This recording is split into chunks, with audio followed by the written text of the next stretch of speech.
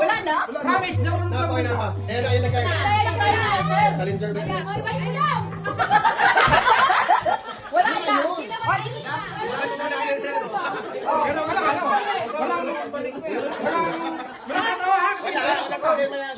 Uy, kabalingot ka din siya. Ay, sorry, relax, relax. Challenge din siya. Kabalingot ka na lang. Pawis ka na, sir. Would you come?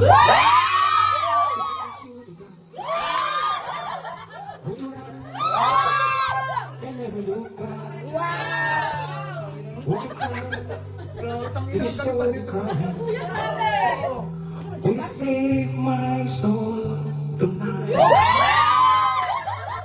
Would you come back? Right past me. Please do. Bibo, makibawal yan. Wag naman, oy.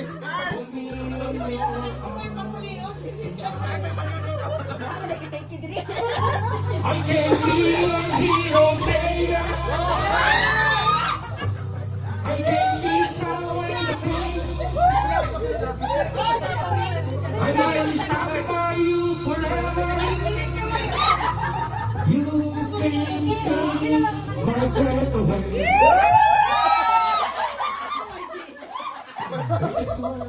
May padila. Hold your hands, hold your hand hard to keep. I lost my mind. I can carry you here tonight.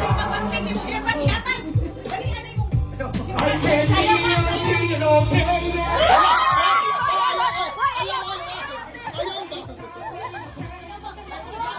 Ayaw pa, kinabi si wife. Stand by you forever. Oh, bakit ba? You can take my breath away.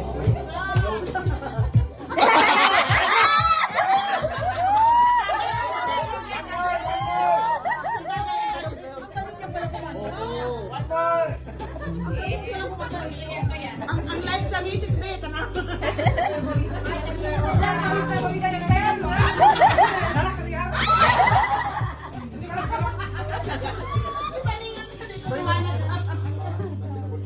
Oh, I just wanna hold you. I just wanna hold you. Oh yeah, I'm too deep. Never lost my mind. We'll kill here tonight. I can be your hero, baby. I can ease away the pain, oh yeah.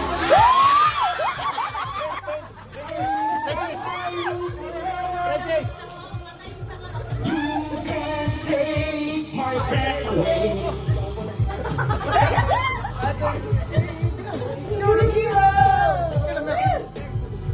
I can ease away the pain. I will stand by you forever.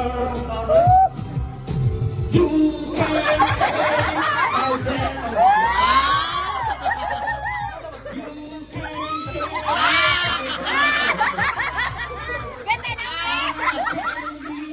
You can take Nahawa na to ni Pangulong Rodrigo Duterte, oh. Naging komedyante na rin tong bodyguard ni Pangulong Rodrigo Duterte. Komedi na rin eh. Komedyante na rin eh. Papatawa na rin eh.